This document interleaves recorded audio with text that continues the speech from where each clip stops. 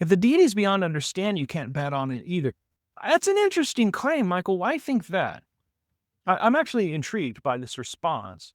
My answer to this would be the deity is beyond understanding, but the proposition that that deity exists is not beyond understanding.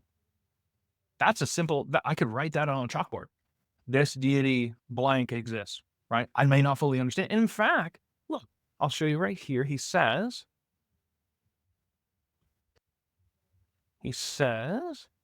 we may well know that God exists without knowing what he is. We may well know that God exists without knowing what he is, right? And he says, I've already proved that it's quite possible to know that something exists without knowing its nature. So even if this God is infinite and beyond all comprehension, doesn't mean that you can't know certain things like that he exists. So this is another thing in favor. This completes the thought that I, blanked on earlier. He does think that you can know that God exists. And that's evidence. Why think that? Let me go back here. So I'm not missing anybody. He says here, not only we may well know that God exists, but no. So he thinks it's possible. Maybe we can know that God exists. But he also says here, it's quite possible to know something exists without knowing of its nature. And then he says up here, we know the existence of nature and the nature of the infinite. We know the existence of the infinite without knowing its nature. We do not know either the existence or the nature of God because he has no center limits, right? But all that, although we don't know the existence or nature of God, it is possible to know that something exists without knowing its nature. That seems to negate what he says up here, but I'm just reading through what he says, man. These are fragments. So, okay.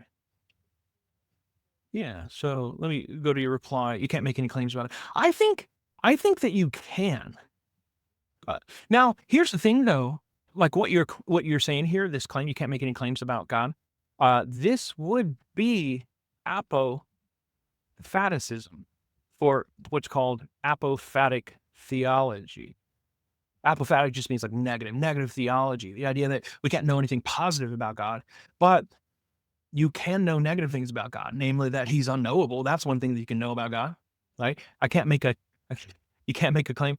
I can at least make this claim, right? He's saying this. You're making claims about something you can't understand. I can make a claim about that something I can understand, namely that I can't understand it. Like, how hard is that? That's a proposition that involves something unknowable. Like, we make propositions like this all the time. I don't know where my car is. I don't know this, that, or the other, right? How would one know that X exists? Yeah. So again, right here, and you've been around for a while, H Trades, thanks for being here. But I don't know if you were here for this.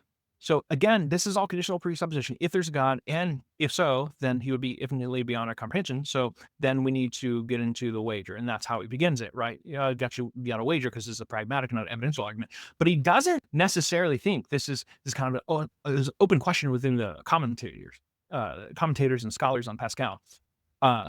Do we think that Pascal was a true fideist, or even if he was a fideist, like a faithist?